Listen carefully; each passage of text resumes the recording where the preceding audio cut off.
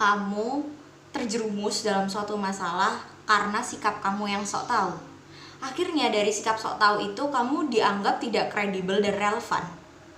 Aku punya cara gimana caranya biar kamu keluar dari masalah tersebut dan mungkin akan menghindari masalah-masalah tersebut. Udah kepo kan? Ini dia, Think Like a Freak by Stephen Levitt and Stephen Dubner. Check it out!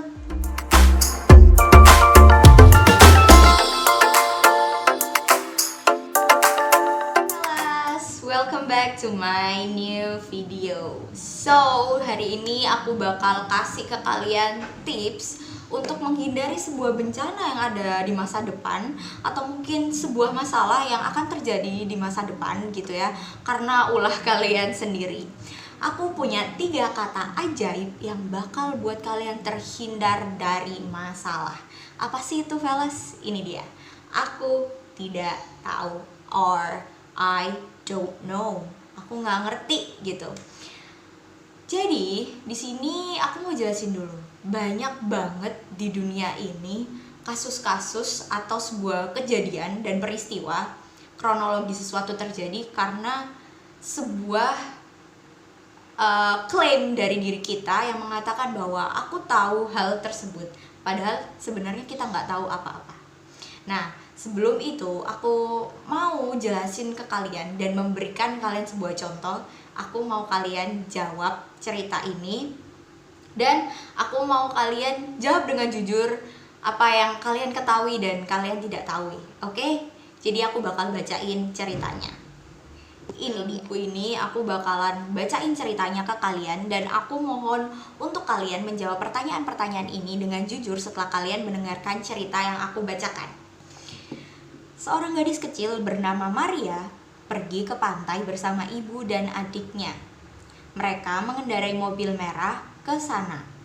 Di pantai mereka berenang, makan es krim, bermain di atas pasir, dan makan siang roti lapis. Nah, sekarang aku bakal kasih kalian pertanyaan-pertanyaannya. Jadi mungkin kalian bisa skip atau mungkin kalian kalian bisa pause video aku, terus kalian tulis pertanyaan ini dan kalian jawab, oke? Pertanyaan pertama, apa warna mobil itu? Sangat mudah kan? Pertanyaan kedua, apakah mereka makan siang ikan dan kentang goreng? Pertanyaan ketiga, apakah mereka mendengarkan musik di dalam mobil? Dan pertanyaan keempat, apakah mereka minum limun sambil makan siang? Aku bakal kasih waktu kalian 1 menit dan kalian harus jawab itu dalam waktu tersebut, oke? Aku akan menunggu kalian dalam waktu 1 menit. Dan ya, mungkin kalian sudah mengerjakan itu dalam waktu 1 menit. Time is up. Aku mau kalian jawab pertanyaan itu sekarang. Gimana? Apakah kalian sudah menjawab semua pertanyaan itu dengan benar atau belum? Atau kalian sudah menjawab hal itu dengan tahu atau tidak tahu sama sekali? Jadi, setelah kalian menjawab pertanyaan-pertanyaan itu, pertanyaan nomor 1 dan 2 bisa dijawab dengan benar karena di cerita tersebut sudah ada jawabannya. Tapi pertanyaan nomor 3 dan 4 menjadi pertanyaan yang membingungkan karena hal tersebut tidak tercantum dalam isi cerita yang tadinya aku bacakan nih ke kalian. Nah, orang-orang yang bisa menjawab pertanyaan 3 dan 4 adalah orang-orang yang disebut sebagai orang sok tahu.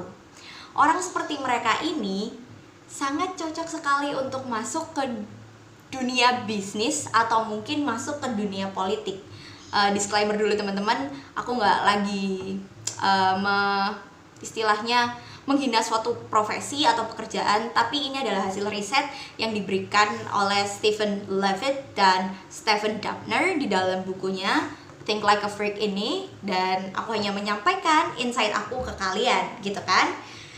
Terus kebanyakan orang jauh lebih sulit mengatakan aku tidak tahu karena hal itu memalukan. Dan hal penting yang harus kamu ingat, sampai kamu mengakui apa yang tidak kamu tahu, mustahil untuk mempelajari apa yang tidak kamu ketahui, ya kan? Dan mustahil untuk mempelajari apa yang kamu perlukan. Jadi, untuk mengetahui sesuatu jauh lebih lanjut, kamu harus mengakui bahwa kamu tidak tahu, aku tidak mengerti sebuah informasi tertentu, untuk akhirnya di belakang nanti aku pelajari dan aku dalami informasi tersebut. Karena kebanyakan orang di dunia ini selalu mengaku bahwa aku tahu. Dan itu adalah sebuah bencana yang akan terjadi mungkin di masa depan karena hal-hal sok tahu kalian. Maksudnya gimana contohnya? Bakal aku gambarin di sesi alasan dan sebab akibat. Oke? Nah, di sesi ini di dalam kategori pengetahuan itu terbagi nih jadi beberapa hierarki gitu kan. Nah, puncak hierarki pengetahuan itu disebut fakta yang diketahui. Adalah hal yang dapat diverifikasi secara ilmiah. Nah, seperti yang maksudnya gimana sih hierarki dari sebuah pengetahuan itu? Hierarki paling tinggi yang udah aku sebutin tadi adalah hierarki yang disebut fakta yang diketahui, di mana hal itu bisa dibuktikan secara ilmiah. Sekali lagi aku ulang, hal itu bisa dibuktikan secara ilmiah. Nah, pernah dikatakan nih sama Daniel Patrick bahwa semua orang itu berhak atas pendapat mereka sendiri. Tapi tidak semua orang berhak atas fakta mereka. Jadi kayak contohnya, kamu nih bersikeras bahwa susunan kimia dari air adalah HO2. Tapi sebenarnya susunan kimia dari air adalah H2O. Kalau kamu bersikeras bahwa susunan air adalah HO2, maka kamu akan terbukti salah. Kayak gitu teman-teman.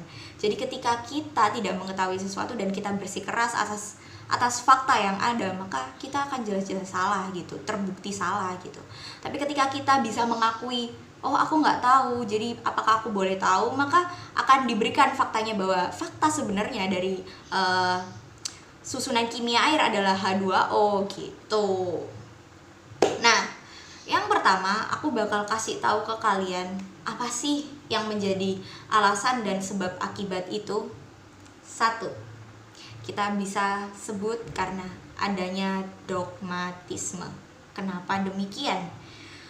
Dogmatisme sendiri merupakan keyakinan yang tak tergoyahkan bahwa mereka tahu sesuatu itu benar walaupun sebenarnya mereka nggak tahu gitu. Jadi di sini aku bakal jelasin dogmatisme sendiri itu adalah keyakinan di dalam diri kita yang merasa bahwa kita ini sebenarnya tahu, tapi sebenar-benarnya kita nggak tahu gitu. Jadi dogma itu apa yang kita yakini di dalam diri kita, meskipun itu entah itu benar atau tidak gitu, tapi kita meyakini bahwa hal itu benar. Nah, itu disebut dogmatisme teman-teman.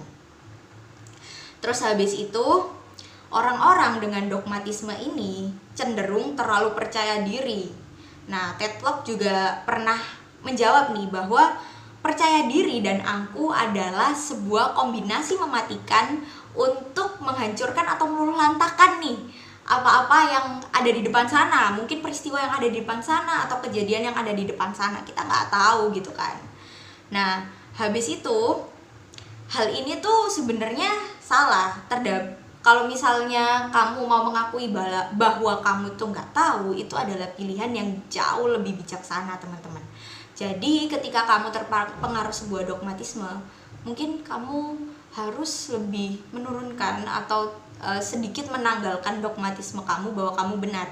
Kamu harus mencari fakta itu sendiri di luar sana, dan pilihan bijaksana adalah kamu mengaku bahwa memang kamu tidak tahu hal itu untuk menghindari bencana-bencana yang ada di depan sana. Entah itu bencana yang akan berakibat pada dirimu atau pada orang lain di sekitarmu gitu kan. Contohnya, pertumbuhan internet akan melambat drastis pada 2005 daripada dampak pertumbuhan ekonomi yang diciptakan oleh mesin faksimilasi.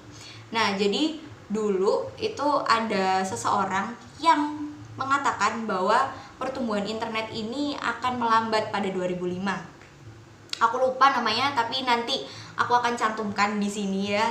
Nanti orangnya, fotonya aku kasih di sini. Itu siapa orangnya? Dia mengatakan bahwa pertumbuhan internet itu akan melambat pada 2005 daripada pertumbuhan dari mesin faksimilasi. Padahal teman-teman, fakta menunjukkan bahwa kapitalis pasar dari Google, Amazon, Facebook, pendapatan mereka tuh lebih dari 700 miliar dolar pada tahun tersebut. Jauh lebih besar dari berbagai negara yang ada di dunia ini kecuali 18 negara yang ada atau negara maju yang ada. Pendapatan mereka tuh jauh lebih besar dari negara-negara lain gitu, kecuali 18 negara gitu kan.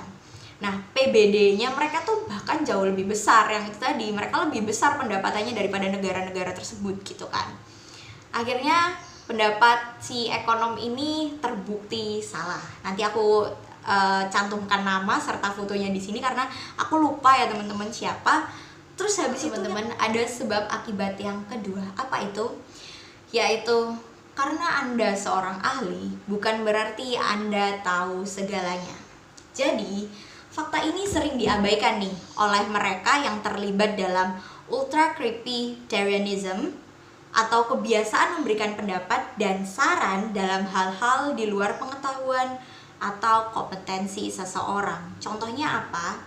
Contohnya ketika dipinta ketika seorang pengemudi waktu itu, jadi ada sebuah penelitian di mana penelitian itu ingin mengetahui bagaimana pendapat para pengemudi tentang skill mengemudi mereka, dan 80% pengemudi atau responden yang diterima berpikir bahwa mereka jauh lebih baik cara mengemudinya daripada orang-orang rata-rata gitu. Jadi 80% orang menganggap diri mereka jauh lebih baik dari orang-orang rata-rata atau pengemudi rata-rata. Namun katakanlah kamu memang pandai dalam hal tertentu dan kamu memang master sejati dalam bidang tersebut seperti Thomas Sergen mungkin. Tapi apakah ini berarti kamu ahli dalam segala bidang dan kamu ahli dalam segala hal? Belum tentu. Now, you know the answer what? Belum tentu, gitu kan. Terus ada nih yang ketiga, alasan kenapa orang sangat malu mengatakan aku tidak tahu, padahal hal itu sangat penting untuk menghindari masalah yang ditimbulkan di kemudian hari. Yaitu yang ketiga adalah tentu saja melindungi reputasi.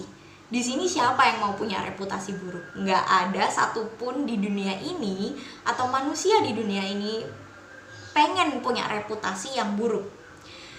Tiap dari kita nggak pengen terlihat bodoh di mata orang lain, dan setidaknya ego kita mendorong kita untuk tidak mau terkalahkan gitu kan.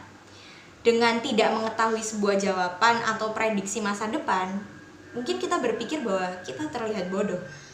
Padahal ketika kamu menyelamatkan reputasi kamu hari ini, bisa saja kamu akan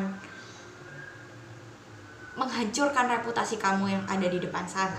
Lebih baik kamu mengaku tidak tahu daripada kamu mengaku kamu tahu segala hal, daripada reputasi kamu rusak jauh di depan sana.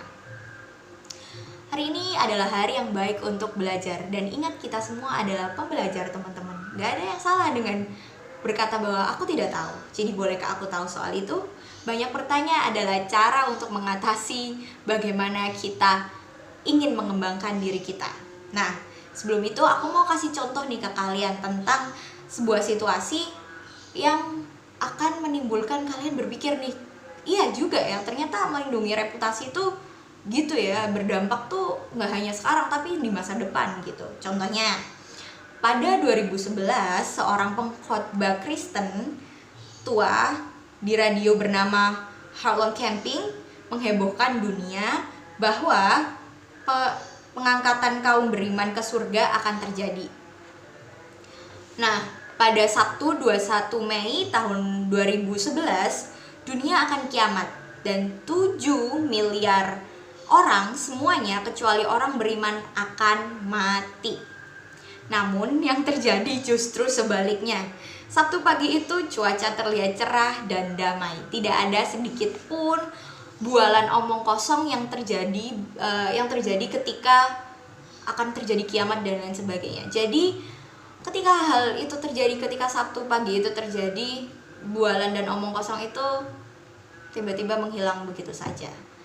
Dan bayangkan ketika kamu memprediksi sesuatu yang tidak benar di masa depan dan kamu sok tahu, Dan ketika sesuatu terbukti tepat di depan matamu, maka reputasimu akan jauh rusak, lebih buruk daripada kamu berkata aku tidak tahu hari ini. Dan yang keempat, ada kompas moral.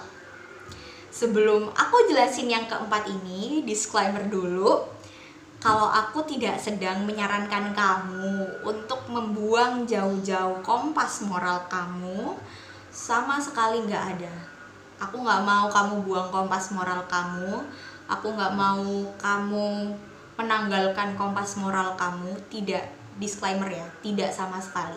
Tapi aku ingin kamu tidak menjadi seseorang dengan penglihatan yang bisa dibilang rabun atau tidak jelas.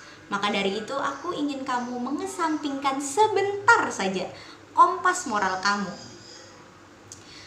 Kompas moral sendiri merupakan suatu yang kita bawa kemana-mana meskipun kita tidak sadar sedang memiliki hal itu. Jadi kompas moral itu adalah sesuatu yang ada di dalam diri kita yang kita bawa kemana-mana. Kita akan menilai sesuatu itu benar dan salah itu sesuai dengan kompas moral yang kita miliki. Gitu ya teman-teman. Kecuali agama teman-teman. Ini kemarin hal yang menarik.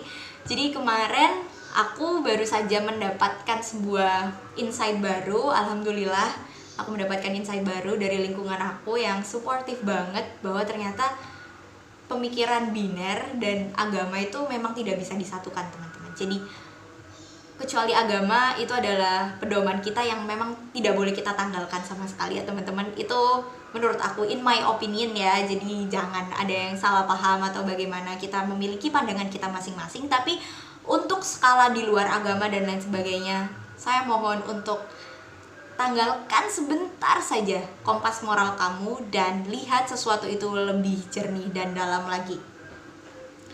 Terus kalau kita menyangkut permasalahan nih, terus kita ada masalah dan kita tidak menanggalkan kompas moral tersebut, bisa jadi kita tidak melihat masalah yang sebenarnya. Malah kita akan melihat hal-hal lain di luar masalah tersebut. Kita tidak akan terfokus pada masalah yang sebenarnya harus diselesaikan. Maka dari itu pentingnya untuk menanggalkan kompas moral. Karena ketika kamu dikuasai oleh kebenaran atau kesalahan atau masalah tertentu, entah itu permasalahan soal senjata api atau hasil pangan dari rekayasa genetika, dan ketika hal itu terjadi, kita akan sangat mudah kehilangan fokus terhadap masalah yang sebenarnya.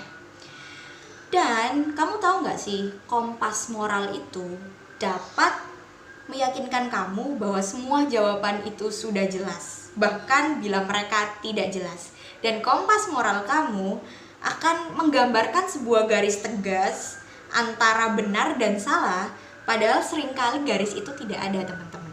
Jadi mungkin aku akan menjelaskan ke kalian secara singkat bahwa di dunia ini tuh tidak ada yang mutlak hitam adalah hitam dan putih adalah putih. Ada yang namanya Taoisme. Di pelajaran itu ada yin dan yang. Di dalam kebaikan ada kejahatan dan di dalam kejahatan ada kebaikan. Jadi kita nggak bisa mengatakan bahwa sesuatu itu benar-benar baik atau sesuatu itu benar-benar jahat. Kita bukan pemikir yang biner seperti itu. Jadi aku mohon untuk tanggalkan sebentar kompas moral kalian. Dan yang terburuk dari semua ini, ketika kalian membawa kompas moral kalian kemanapun itu, kamu sudah akan yakin bahwa apa yang kamu tahu, segala yang kamu perlu tahu tentang suatu subjek, hingga kamu berhenti berusaha mempelajari lebih lanjut tentang subjek tersebut. Jadi kamu akan berhenti di tengah jalan meskipun kamu nggak benar-benar tahu di mana letak permasalahannya, di mana letak perbaikan yang harus aku lakukan karena kompas moral tersebut, gitu kan. Itu hal yang buruk. Kalau kamu masih belum paham, aku bakal jelasin nih contohnya. Jadi berabad-abad lalu para pelaut yang ada di lautan bergantung pada sebuah kompas. Nah, kompas ini seringkali memberikan pembacaan yang tidak menentu gitu. Kenapa kok bisa pembacaan itu tidak menentu gitu? Karena banyaknya logam-logam yang ada di kapal tersebut atau perahu tersebut, seperti contohnya paku, palu, dan resleting celana dan lain sebagainya. Apapun yang berbentuk logam itu akan mempengaruhi pembacaan kompas, teman-teman. Nah, anggap saja kompas ini tadi adalah kompas moral milik kalian. Dan untuk melihat istilahnya melihat dengan jelas arah yang ingin kalian tuju, kalian harus memperbaiki keadaan di sekitar kalian dengan menanggalkan kompas moral itu tadi. Anggap saja penglihatan kalian ini adalah kompas tersebut, lalu logam-logam di sekitar kalian ini adalah kompas moral milik kalian yang akan menyesatkan kalian kalau kalian tidak memberikan jarak atau memberikan ruang kepada kompas ini untuk melihat secara jernih gitu, teman-teman. Jadi anggaplah diri kalian adalah kompas tersebut untuk melihat sesuatu. Namun kalian akan digagalkan dan kalian akan tersesat karena logam-logam di sekitar kalian. Hal itu mempengaruhi kalian untuk melihat kejernihan sesuatu dan kebenaran dari sesuatu. Jadi please banget buat tanggalkan sebentar kompas moral kalian ketika kalian ingin mencari sebuah kebenaran, teman-teman. Terus habis itu kamu sekarang sudah tahu bagaimana untuk menghindari masalah yang ada di depan sana, atau mungkin peristiwa yang mungkin akan terjadi di depan sana, yang akan terjadi di masa depan sana. Dengan apa? Dengan mengatakan aku tidak tahu. 3 kata ajaib ini akan menyelamatkan kamu, menyelamatkan reputasi kamu, dan memberikan kamu bimbingan yang jelas-jelas lebih jelas daripada sebuah masalah yang ingin kamu selesaikan.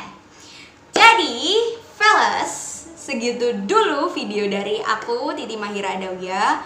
Kalau misalnya aku ada salah atau mungkin penyampaianku kurang jelas, kamu bisa banget comment below in the comment section, or maybe kamu bisa direct message me in my Instagram, Titi Mahira Adawiyah. Jangan lupa like, comment, and subscribe. Don't forget to share juga. Jadi segitu dulu video dari aku. Kalau misalnya aku ada salah-salah kata atau hal yang gak benar, bisa banget diingetin. Dari aku, Titi Mahira Adawiyah. Wassalamualaikum warahmatullahi wabarakatuh. Bye bye.